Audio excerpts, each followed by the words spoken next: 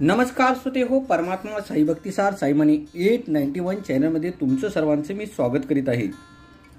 जर आपल्यापैकी ह्या चॅनलवरती कोणी नवीन असाल तर चॅनल सबस्क्राइब करा, जेणेकरून मी जसे नवनवीन व्हिडिओ अपलोड करीत जाईन तसे नवीन व्हिडिओचे नोटिफिकेशन तुमच्या मोबाईलवरती येत राहतील व तुम्ही ते पाहू व ऐकू शकता।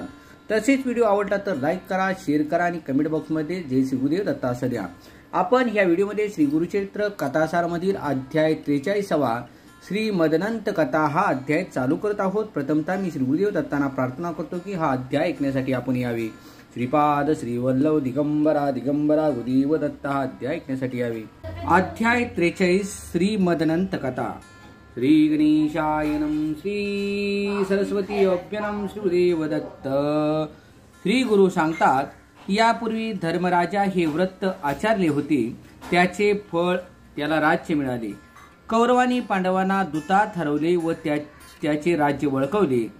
12 वर्षाचा वनवास पांडवांना भोगावा लागला। वनवासामध्ये धर्म आपल्या बांधवासहित श्रीकृष्णाचे स्मरण करीत वनवास पांडव असताना देखील कौरव त्यांना त्रास देण्याची एकही संधी सोडत नसत। त्यांचे सांत्वन पाहण्यासाठी कौरवांनी दुर्वास मुनींना देखील पाठवून दिले, पण श्रीकृष्णाने ते राखले। पांडवांनी सर्व तीर्थाटन नाना प्रकारची व्रते केली, पण भोग कमी होत नव्हते। त्यांचे ते हाल पाहून श्रीकृष्ण त्यांचे भेटीस आले। त्यांना पाहून धर्माने लोटांगण घातले। रानात मिळणारी फुले गोळा करून त्याने श्रीकृष्णाची षोडशोपचारे पूजा केली, त्याची स्तुती आरंभिली। भीमसेन त्या ठिकाणी आला व त्याने श्रीकृष्णाच्या चरणावर डोके ठेवून आम्हाला असा त्रास का व्हावा याचे कारण विचारू लागला। मग नकुल, सहदेव, द्रौपदी यांनी श्रीकृष्णाची पूजा केली, नमस्कार केले व एकच प्रश्न सर्वांनी विचारला, तो आमचा कैवारी असताना आम्हाला असे अपरिमित कष्ट का भोगावे लागतात? यावर श्रीकृष्ण म्हणाले, धर्मराज, मी तुम्हाला एका व्रताची माहिती देतो, त्याचे आचरण तुम्ही करा, म्हणजे तुमचे सर्व कष्ट दूर होतील। या व्रताला अनंत व्रत असे म्हणतात। तो अनंत म्हणजे विष्णू, म्हणजे मीच। दुष्टांचा नाश करण्यासाठी मी यादव कुळी जन्म घेतला। आज पृथ्वी तलावर जे काही दिसत आहे ते माझेच रूप आहे। झाडे, पाने, सप्तसागर, सूर्य, चंद्र, 14 भुवने, अष्टवसु, एकादश, रुद्र, नक्षत्रे, चांदण्या हे सर्व माझीच निरनिराळी रूपे आहेत। तरी म्हणे कोणताही संशय न बाळगता आनंद व्रताचे आचरण करा। त्यावर धर्माने त्याला व्रताचे आचरण केव्हा व कसे करावे याबाबत विस्तृत माहिती देण्यास सांगितली। शुक्ल पक्ष भाद्रपद महिन्यात चतुर्दशी दिनी हे व्रत आचरावे। पूर्वी कृतायुगी सुमंतू नावाचा एक वशिष्ठ गोत्री ब्राह्मण होता। त्यांची बायको ही भृगु ऋषीची कन्या, तिचे नाव दीक्षा। सुमंतू व दीक्षा यांना एक कन्या होती, तिचे नाव सुशीला। सुशीला लहान असताना दीक्षा देवाघरी गेली। लहानशा सुशीलेने आपल्या मातेपश्चात घर उत्तमरित्या सांभाळले होते। तिच्या पित्याने दुसरे लग्न केले व सुशीलेला सावत्र माता आणली, तिचे नाव कर्कशी। ती फार वाईट स्वभावाची होती, ती घरात नेहमी भांडण करी। सुशीला उपवर झाली। सुमंतूच्या मनात योग्य वराची चिंता उत्पन्न झाली। एक दिवस त्या ठिकाणी कौंडिन्य ऋषी आले, त्यांनी सुशीलेला मागणी घातली। सुमंतूने ते मान्य केले व कौंडिन्य आणि सुशीलेचा विवाह करून दिला आणि कौंडिन्यांना आपल्याकडेच ठेवून घेतले। कर्कशी सुशीलेला फार त्रास देई हे पाहून कौंडिन्यांनी ते घर सोडून दुसरीकडे जाण्याचे ठरवले। सुमंतूला फार वाईट वाटले, तो आपल्या कर्माला आणि बायकोला दोष देऊ लागला। शेवटी कौंडिन्याने त्याला सांगितले, 2 तपस्वी एका घरात राहणे बरोबर नाही। आम्ही आपल्या जवळच कोठेतरी आश्रम बांधून राहू आणि त्या ठिकाणी तपानुष्ठान यांचे आचरण करू। सुमंतूने त्यांना आणखी 12 दिवस त्रयोदशीपर्यंत राहण्याची विनंती केली, ती कौंडिन्यांनी मान्य केली। निघण्याचा दिवस उजडला। सुमंतूने आपल्या पत्नी सामाताच भोजन घालून त्यांना सोबत तांदूळ, गहू वगैरे दे असे सांगितले, पण कर्कशी घरात गेली व दरवाजा घट्ट लावून उंबरठ्यात दगड लावून ठेवला। सुमंतूला अत्यंत वाईट वाटले। शेवटी तो घरात गेला व तांदूळ आणि गहू आपल्या मुलीकडे देऊन उभयंतांना निरोप दिला। दोघेही स्थान बसून निघाला। दुपारचे वेळी कौंडिन्य अनुष्ठान करण्यासाठी एका नदीतीरी उतरले। त्यावेळी सुशीलेने लाल वस्त्रे नेसलेला एक स्त्री समुदाय तिथे पाहिला। सुशीला हळूहळू त्या स्त्रिया काय करतात ते पाहण्यासाठी तिथे गेली। त्या पूजा करीत होत्या। सुशीलेने प्रश्न केला, तेव्हा त्या म्हणाले, हे अनंत व्रत आहे, यांचे आचरणाने सकाळाभिष्टांचा त्वरित लाभ होतो। तेव्हा सुशीलेने त्यांच्याकडून त्या व्रताची माहिती जाणून घेण्याची इच्छा व्यक्त केली। त्यावर त्या स्त्रिया म्हणाल्या, भाद्रपद शुक्ल चतुर्दशी या दिवशी या व्रताची पूजा करावयाची असते. अनंत म्हणून रेशमी दोरा घ्यावा. आपण स्नान करून शुचिरभूत व्हावे. गंगा यमुना म्हणून 2 कलश घ्यावेत. आपण पवित्र वस्त्र नेसावे. त्या कलशात पिंपळ, औदुंबर, वड, आंबा आदी 5 पाने व एखादे रत्न घालावे. ते दोन्ही कलश पाण्याने भरून घ्यावेत. त्या कलशांना हळद व कुंकू लावावे. त्या कलशाची पूजा करावी, आरती करावी. एका तपकामध्ये तांदूळ पसरावेत. त्यावर कुंकुमाने अष्टदर कमळ काढावे व ते दोन्ही कलश त्या तपकामध्ये ठेवावेत. त्यात नवीन वस्त्र ठेवावे. दर्भाचा नाग करून त्यांची पूजा करावी. त्या कलशापुढे शंख पद्मासह 5 रंगांनी रांगोळी काढावी. ज्याचे डोळे पिंगट आहेत, ज्याने दोन्ही उजव्या हातात शंख व कमळ आणि दोन्ही डाव्या हातात गदा व चक्र धारण केलेली आहेत, अशा विष्णू रूपाचे ध्यान करावे. ओम नमो भगवते वासुदेवाय हा मंत्र जपत त्या नवीन दोऱ्याची पूजा करावी. अनंत गुणरत्नाय हा मंत्र जपून ते दोरे कलशांना बांधावेत व अवतीभोवती मंत्रासहित पुरुष सुक्ताने त्या कलशाची पूजा करावी. अशा रीतीने षोडशोपचारे पूजा झाल्यावर संसार रीती मंत्र जपून तो धागा आपल्या उजव्या हाती बांधावे व चुने नमस्ते वासुदेव मंत्र जपून विसर्जित करावेत. नंतर गव्हाचे पीठ, तूप, फळ यांचेसह वाण द्यावे. अनारसे, खीर यांचा प्रसाद करावा. अर्धा ब्राह्मणाला द्यावा व अर्धा प्रसादाचे आपण सेवन करावे. दोरे 1 वर्षभर आपल्या घरी ठेवावेत. प्रत्येक चतुर्दशीला हे व्रत आचरावे. अशा रीतीने 14 वर्ष पुरी झाल्यावर या व्रताचे उद्यापन करावे. त्याने सर्व मनोकामना पूर्ण होतात. 4ही पुरुषार्थाचा लाभ होतो. आज चतुर्दशी आहे, तेव्हा आमच्या बरोबर तू पण पूजा कर असे सांगून त्या स्त्रियांनी तिच्या हाती दोरा बांधला.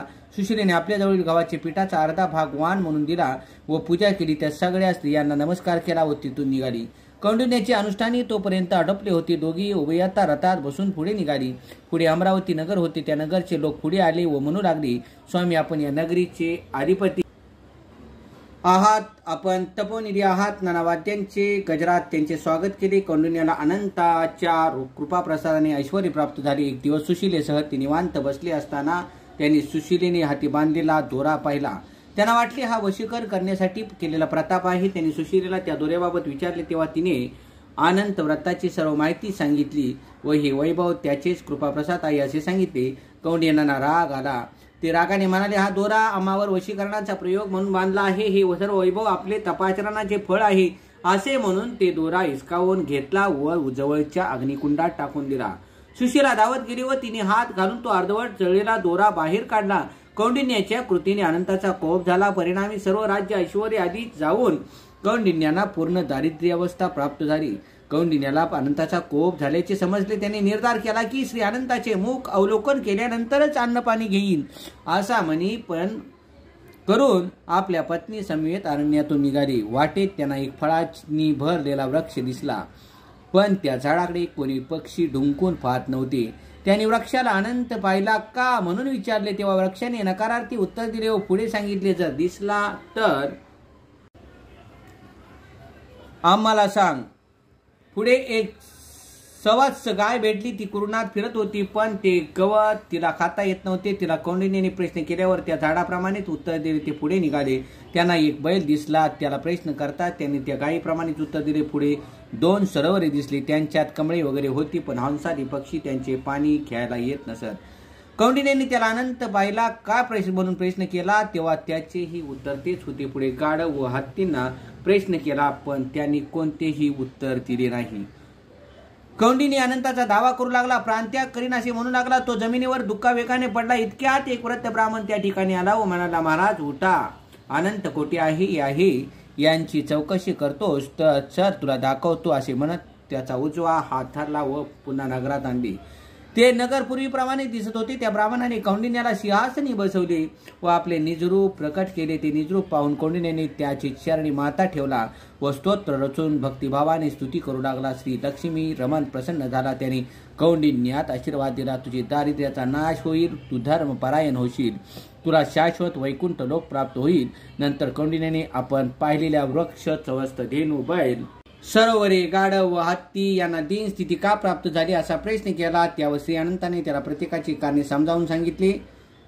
पूर्वी एक विप्र मोठा ज्ञानी होता. त्याला वीरशास्त्राचे संपूर्ण ज्ञान होते, पण उन्मत्पणाने व गर्वाने तो कोणालाही विद्या शिकवित नव्हता. परिणामी त्याला वृक्ष गती प्राप्त झाली आणि कोणीही त्याचे आश्रयास येईनासे झाले. ती सवात्स गाय पाहिलीच ती पूर्वजन्मी मानव योनीत होती, पण त्या योनीत ब्राह्मणाला जमीन दान करण्याचा संकल्प करून पडीक व नापीक जमिनी दान दिली, त्यामुळे या जन्मी त्याला पशुयोनी प्राप्त झाली आणि असूनही खाता येण्याशी झाली. चारा खाता न येणारा बैल हा पूर्वी अत्यंत धनिक होता, पण त्याने कोणताही दानधर्म केला नाही. ती 2 सरवरे म्हणजे पूर्वजन्मी 2 बहिणी होत्या, त्या कोणालाच काही देत नसत, फक्त आपल्यातच वाटून घेत. त्यामुळे ही परिस्थिती झाली. तू आज जे गाढव पाहिले तो तुझा क्रोध आणि हत्ती म्हणजे तुझ्या तपस्येचा सहर्गर्व हे तुझ्या शरीरातून बाहेर पडले. तू त्या सर्वासाठी क्षमा मागितलीस, ते त्या अवस्थेतून मुक्त झाले. तुला पश्चाताप झाला. त्यावेळी मी वृद्ध ब्राह्मणाच्या रूपात दर्शन दिले. मी तुला पूर्वीच 3 वर दिलेले आहेत. सर्व ऐश्वर्याचा उपयोग घेतल्यानंतर उपभोग घेतल्यावर स्वर्गलोकी येशील, तेव्हा पुनर्वसू नक्षत्रावर निवास कर. कौंडिन्याने नंतर बरीच वर्ष राज्यपदाचा उपभोग घेतला व अंती सुशीलेसह वैकुंठ लोकी गेला. श्रीकृष्ण धर्मराजाला सांगतात, धर्म असा हा अनंत व्रताचा महिमा आहे, त्याचे आचरण तू कर व लवकर आपले राज्य प्राप्त करून घे. श्रीकृष्णाच्या सांगण्यावरून धर्माने पण व्रत आचरले व राज्य प्राप्ती करून घेतली. श्रीगुरूंनी ही व्रतकथा सर्वांना सांगितली आणि व्रताचे आचरण करून घेतले. श्रीगुरूची पूजा केली. समाराधना झाल्यानंतर तो ब्राह्मण आपल्या गावी गेला. साई देवाने आपल्या कुटुंबियांना आणले व ते श्रीगुरूपाशी त्यांची सेवा करीत राहिले. सिद्ध सांगतात, नामधारका, अशा रीतीने तुझे पूर्वक साईदेव श्रीगुरु कृपेचा आशीर्वाद मिळण्यास पात्र ठरले. श्रीगुरु कृपेचा आशीर्वाद मिळण्यास पात्र ठरले. श्री गुरुदत्तात्रेयार्पणमस्तु. पुंडलिकावर्तते श्री ज्ञानदेव तुकाराम पंढरीनाथ महाराज गोपाळ कृष्ण महाराज सांबेश्वर महादेव कैलासपती. ओम नमो भगवते वासुदेवाय. ओम नमः शिवाय. ओम श्रीपाद श्री वल्लभ दिगंबरा